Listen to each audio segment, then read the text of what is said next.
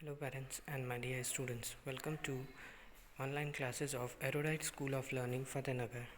Mobile number 7568077458. Class 4, Subject GK, Chapter 11, Lecture number 1. If you have any doubt in this lecture, then you just need to write in your notebook. Whenever your school classes will be open, then you may clear to related teacher.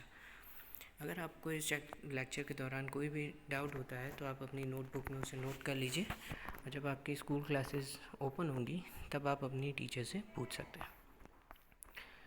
Now we are studying chapter number 11, exploring science. Okay, exploring का मतलब खोज करना, science मतलब विज्ञान.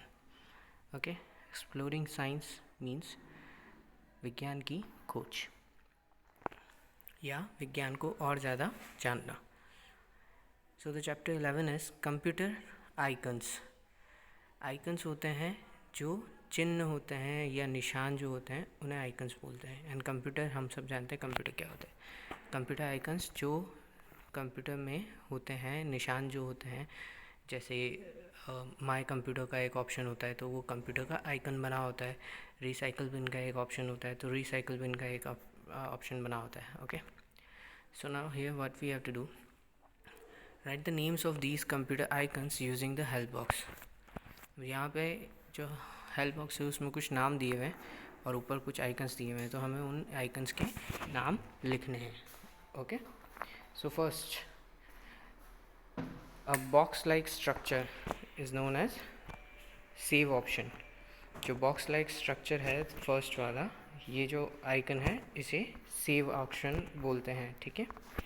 Next, icon of a scissor, this is known as cut. This is use for cutting a sentence और some other points. Okay. Next is the option of recycle bin. Recycle bin is used when you don't want any file and you delete, it goes to recycle bin. Recycle bin क्या होता है? Recycle bin वो icon है जिसमें आपकी unused चीज़ें जो आप डिलीट कर देते हैं वो रिसाइकल बिन में स्टोर हो जाती हैं.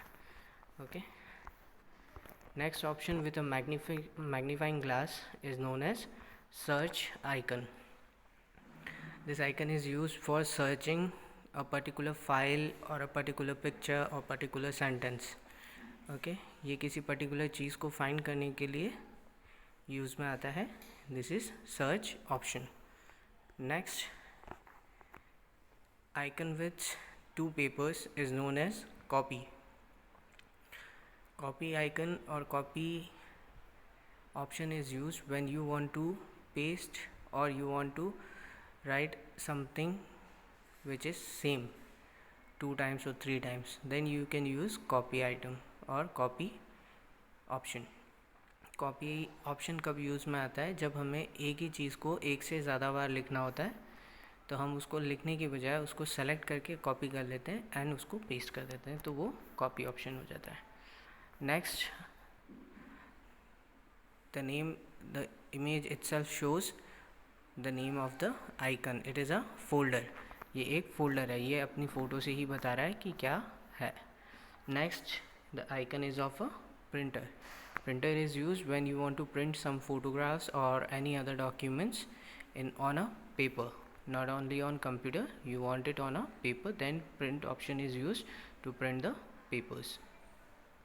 प्रिंट ऑप्शन जो है वो तब यूज़ में आता है जब आपको किसी पेपर पे आपका लिखा हुआ कुछ भी वो आपको पेपर पे चाहिए या कोई फ़ोटोग्राफ आपको पेपर पे चाहिए, तब हम प्रिंट ऑप्शन यूज़ करते हैं.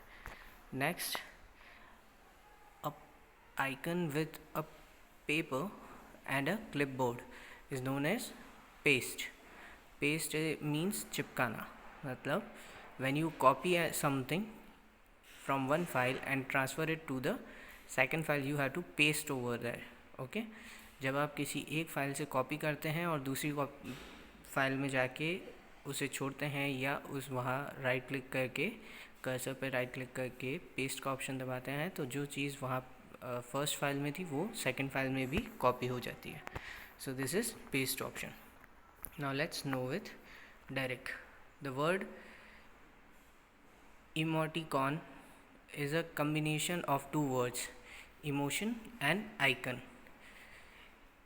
The word known as emoticon is a combination of two words, emotions and icon. Emoticon जो वर्ड होता है कंप्यूटर लैंग्वेज में यूज़ होता है, उसमें दो वर्ड्स का मेल होता है या दो वर्ड्स को मिला के एक वर्ड बनता है. पहला वर्ड होता है इमोशन, दूसरा होता है icon, is equals to emoticon. It is a symbol that represent the expression of a person's face. This emoticon is a symbol that represent the expression of a person's face.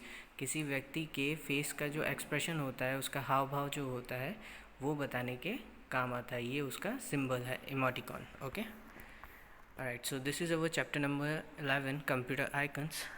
You have to write the names by looking to the icons with the help of this help box. Okay, so this is it for today's lecture. Thank you and have a nice day.